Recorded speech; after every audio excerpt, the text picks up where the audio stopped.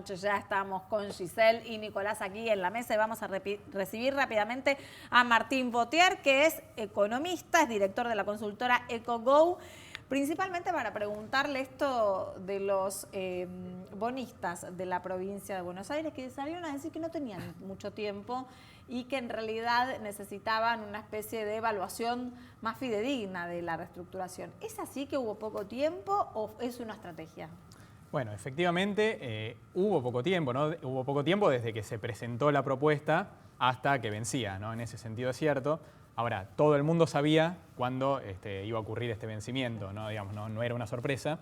En ese sentido, creo que es parte de una negociación, es parte de, en este caso, los acreedores mostrando sus cartas, como ya antes la propia provincia e incluso la Nación ya habían mostrado sus cartas afirmando que no se iba a poder hacer el pago y que además tampoco íbamos a tener un salvataje por parte de la Nación. Así que me parece que estamos hoy por hoy en ese proceso, ¿no? Y esta decisión de extenderlo hasta el 31, básicamente, a lo que apunta es a, bueno, ganar tiempo y mantener, me parece, abierta las negociaciones. Tiempo, dijiste vos recién, pero en definitiva es una deuda, no es tan grande, ¿no? Si hablamos en términos, no es una deuda de alto monto. Y según lo que trascendió también de funcionarios del gobierno de María Eugenia Vidal, había dinero para pagarlo. Bueno, esa es una de las grandes discusiones que hay, ¿no? Digamos, ahí habría que ver cuáles son exactamente los números.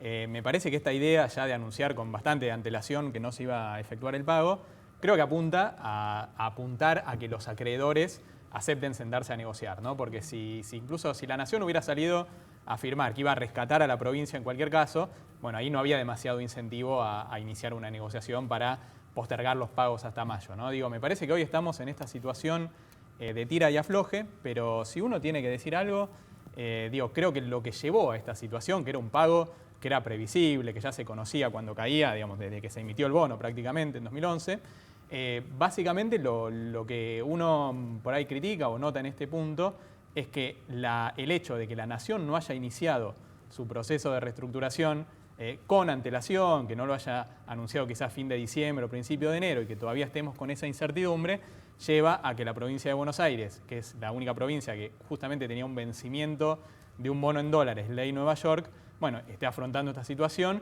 sin antes conocer cuál va a ser la propuesta de la Nación. Claro. Ahora, cuando uno habla de los números, de los presupuestos del Estado y ve números, o sea, cifras que no se acaban, ¿no? Y la provincia de Buenos Aires es una provincia con presupuestos altos.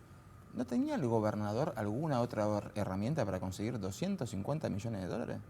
Sí, es verdad que no es un monto muy significativo, más allá de que obviamente hoy en términos relativos, tanto la provincia como la Nación están en una situación de escasez de recursos muy significativa. Y creo que la señal que quiso dar la provincia, por lo menos a mi juicio, es mantener la misma tónica que está llevando adelante la Nación en su proceso de reestructuración y que incluso lo dijo el ministro Martín Guzmán en la última conferencia de prensa. Él lo que afirmó es: se siguen pagando los vencimientos de los bonos de la deuda en pesos, se siguen pagando de la deuda en moneda extranjera los intereses, pero el capital no lo podemos seguir pagando. En ese sentido ya se reperfilaron de nuevo, se reperfilaron las letras en dólares que vencían de la Nación y me parece que los intereses se siguieron pagando, ¿no? Creo que a lo que apuntó la Nación fue a que la provincia de Buenos Aires mantenga esta misma actitud, de alguna manera, este mismo comportamiento que lo que está haciendo la Nación. Ahora vos planteás entonces que la estrategia de provincia también está ligada a la de Nación. Sí, y quizás Nación está pensando y viendo qué es lo que pasa con provincia para ver cómo se van a comportar el universo de bonistas y el mercado. Bueno, yo creo que efectivamente que hay una coordinación entre Nación y provincia, eso seguro, estamos totalmente de acuerdo. Y creo que de nuevo fue esta situación, yo lo pongo entre comillas, ¿no? Esta mala suerte que tuvo la provincia en que le cayera un vencimiento de un bono de ley extranjera antes de que la Nación siquiera diera a conocer los lineamientos de su propuesta, porque ¿qué era lo normal? Que la Nación diera a conocer sus lineamientos y que después las provincias tomaran, no solo la provincia de Buenos Aires, no todas las que lo necesitaran, tomaran la negociación de la Nación como referencia y de alguna manera se subieran a esa negociación. Saltamos entonces a Nación. Entró ayer el proyecto, Giselle. Así es. ¿Qué pasó? El proyecto y hoy la oposición se puso a hacer oposición. Porque ¿qué pasó? Al mediodía el interbloque de Juntos por el Cambio presentó al titular de cuerpo, Sergio Massa, una carta en el que hace varios pedidos. El principal, que el ministro de Hacienda, Martín Guzmán, se presente en el plenario de comisiones el martes que viene, donde se va a analizar el proyecto. ¿Por qué piden esto? Bueno, porque dicen que el texto del proyecto es poco claro, que hay algunas ambigüedades y temen que, por ejemplo, implique tomar mayor deuda. Algo que en realidad el gobierno viene diciendo que no quiere hacer.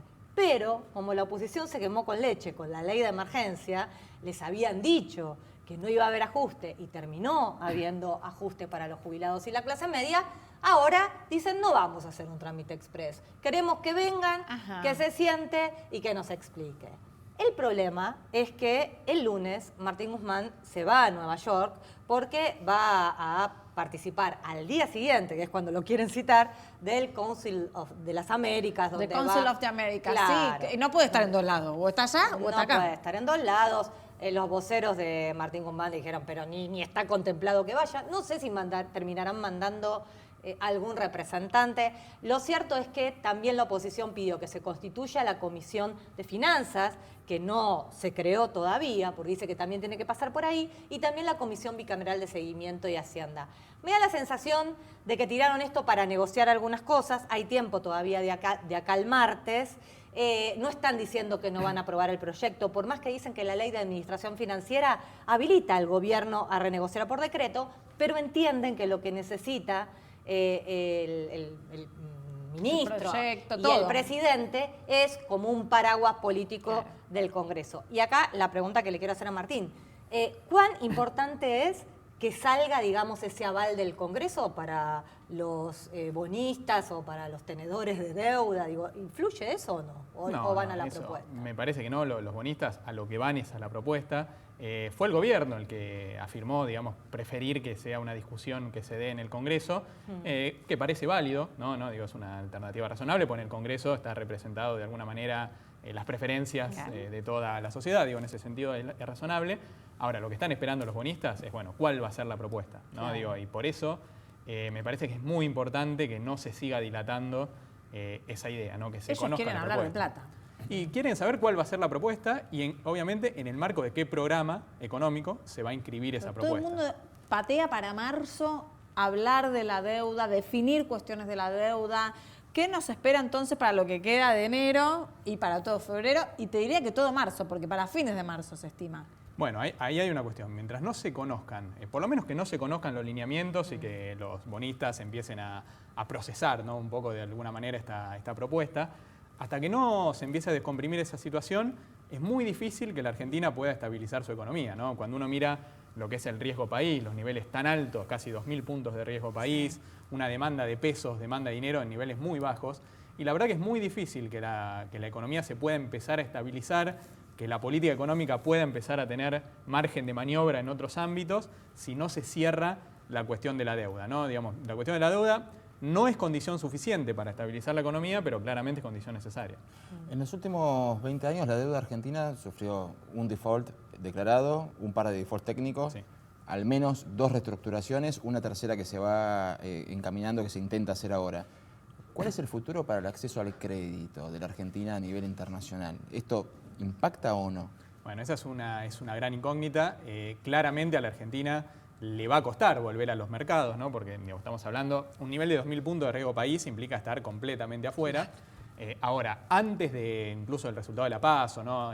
Digamos, lo que veíamos en los primeros meses de 2018 era un riesgo país de 800 puntos, ¿no? Que era muy elevado, que era 4 veces el que tienen muchos países de la región, y eso implicaba que Argentina, si bien no estaba fuera de los mercados, estaba ingresando con tasas muy altas, con lo cual pensando un poco esta muy mala reputación que tiene la Argentina por lo que vos bien comentás, me parece que para empezar a tener un acceso más fluido al mercado, no solo Argentina no tiene que defaultear por mucho tiempo, sino que además en el corto plazo tiene que presentar un programa económico más consistente. Hubo algunas señales en lo fiscal, pero claramente se tiene que mantener y tienen que estar vinculadas tanto a lo fiscal, a lo monetario, a lo cambiario, por ejemplo, y fundamentalmente, y quizá pensando un poco más en el mediano y en el largo plazo, cómo va a ser la Argentina para dejar atrás esta historia de los últimos 50 años y poder realmente empezar a crecer en forma sostenida con la inversión y las exportaciones como los motores de la expansión. A mí me intriga un poco entender, a ver, en niveles de porcentajes,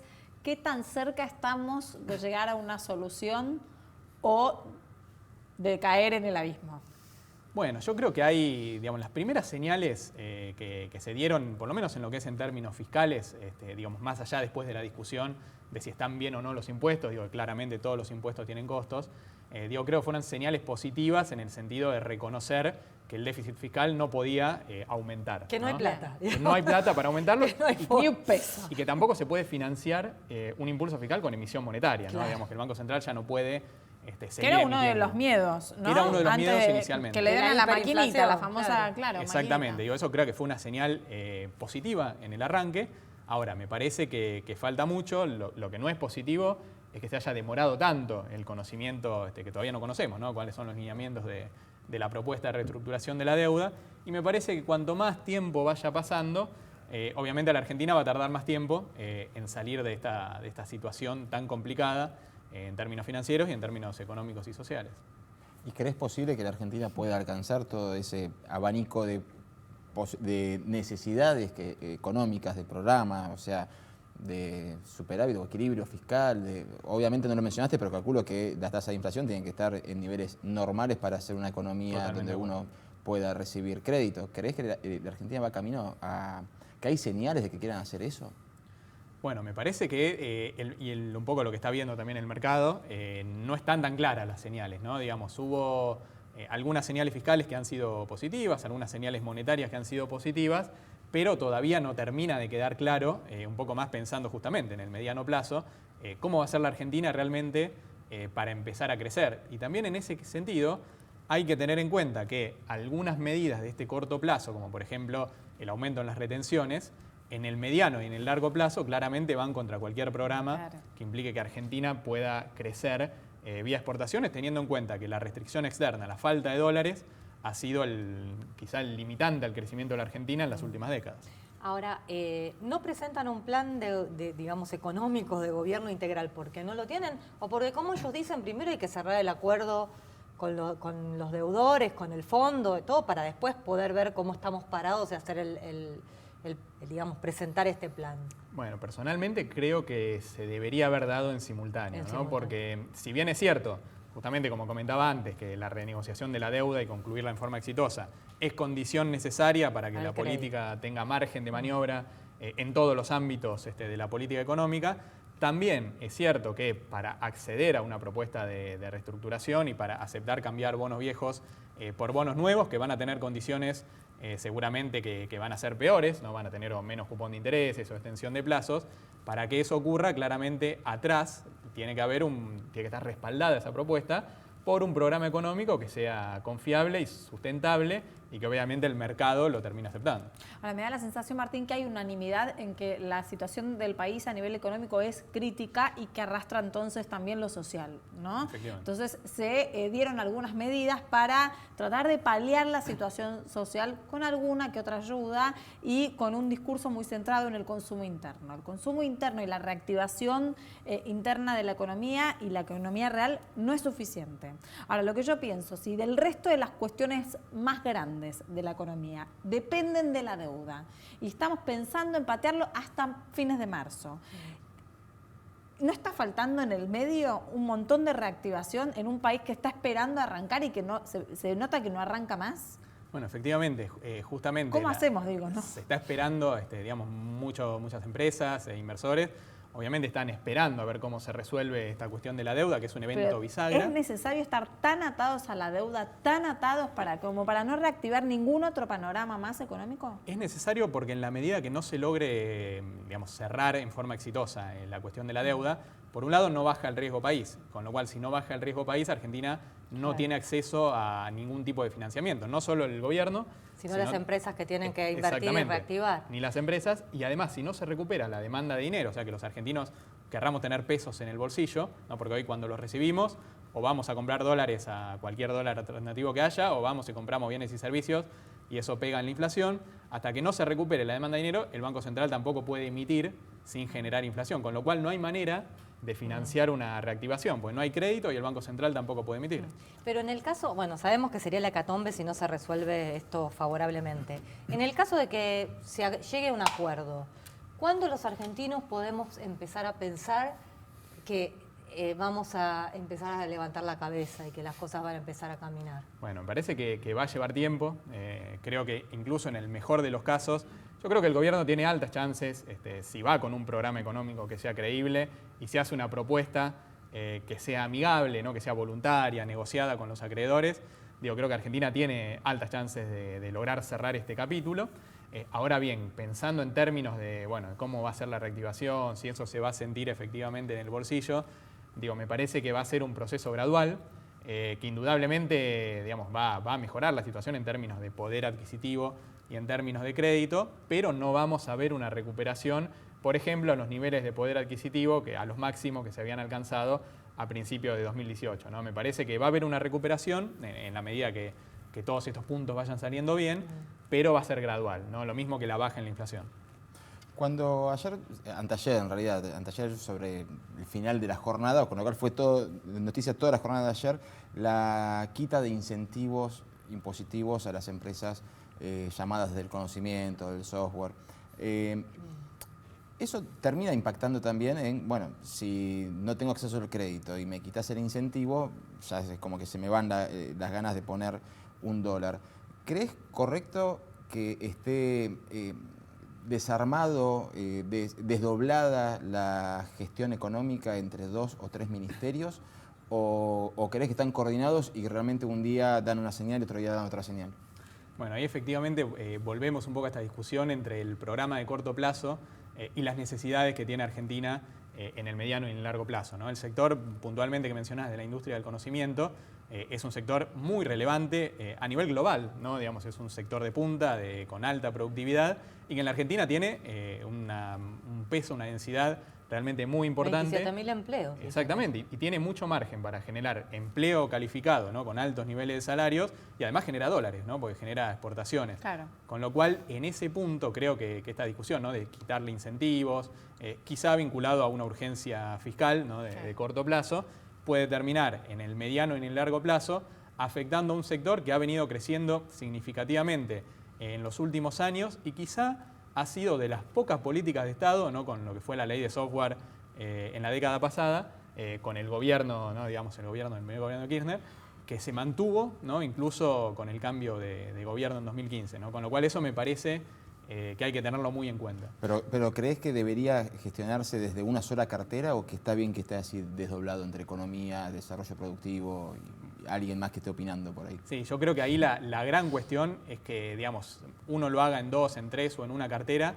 Claramente tiene que haber una coordinación y en ese caso tenemos el ejemplo, ¿no? Digamos, de lo que ocurrió tal vez con el gobierno anterior en el inicio, que teníamos una gestión económica que estaba muy desdoblada, ¿no? Un banco central por un lado, una política fiscal por el otro lado, una política energética por el otro lado, y eso terminó generando muchas complicaciones en el inicio del gobierno, que después terminaron marcando la gestión en los años siguientes. Me gustaría hablar un poco de la inflación, porque en todo este contexto de ajuste y de reestructuración de la deuda, una de las expectativas que pensaba mostrar el gobierno era que con esta situación se pueda atajar un poco la inflación y que tienda al menos a la baja.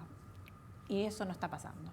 Entonces, la preocupación del gobierno en este punto es que le juegue en contra. Y acá tengo dos preguntas. ¿Se realmente tiene que prestar mucha atención a la inflación, el gobierno? Y la segunda es, ¿por qué la inflación no tiende a la baja? ¿Cuál es la parte de la cadena productiva que realmente no tiene un compromiso con el país? Bueno, efectivamente la inflación es un problema histórico de la Argentina. De hecho, cuando uno mira un gráfico de los últimos 20 años de inflación, ¿no? Desde la salida de la convertibilidad, uno ve que hay años que hay picos, años que baja, pero cuando uno mira la tendencia es creciente, ¿no? Es creciente y terminamos en 2019 con la mayor inflación anual desde 1991, ¿no? Digamos, con lo cual, claramente es un gran problema que tiene la Argentina.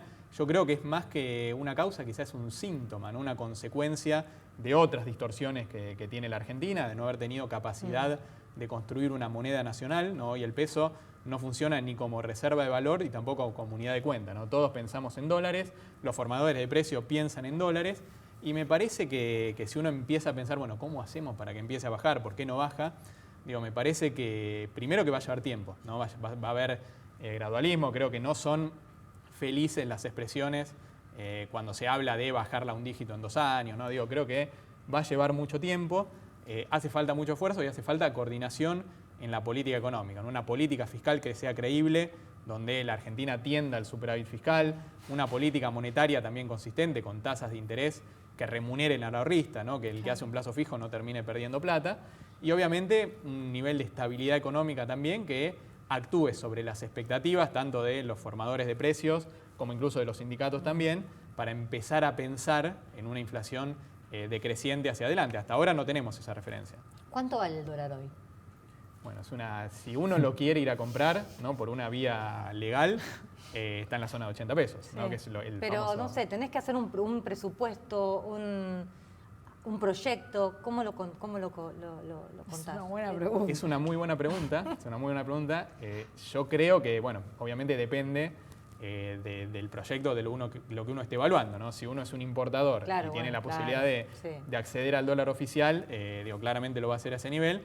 Ahora, si uno quiere ir a comprar dólares para un proyecto, para cualquier actividad que uno quiera hacer o simplemente para atesorar, bueno, ahí claramente por las vías legales eso cuesta 80 ¿Fue pesos. una devaluación encubierta eso?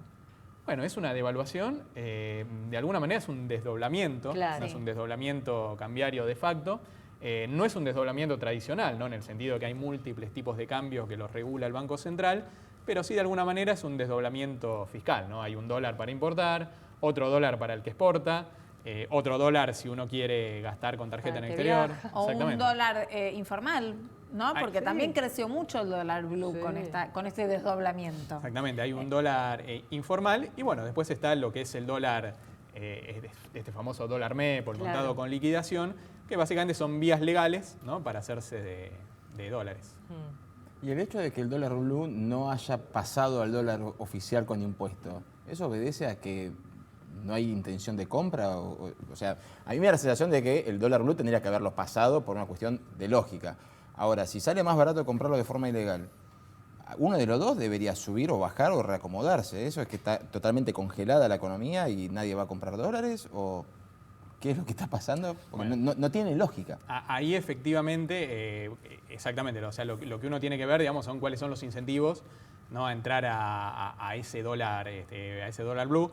En cierto modo son mercados que si bien tienen algún grado de arbitraje, son mercados segmentados, no son la misma, no hay la misma oferta y demanda en cada uno, porque básicamente el de 80 pesos, ¿no? Con el impuesto de 30%, básicamente eso corre para los gastos con tarjeta y las compras para turismo, para viajes o consumos por internet.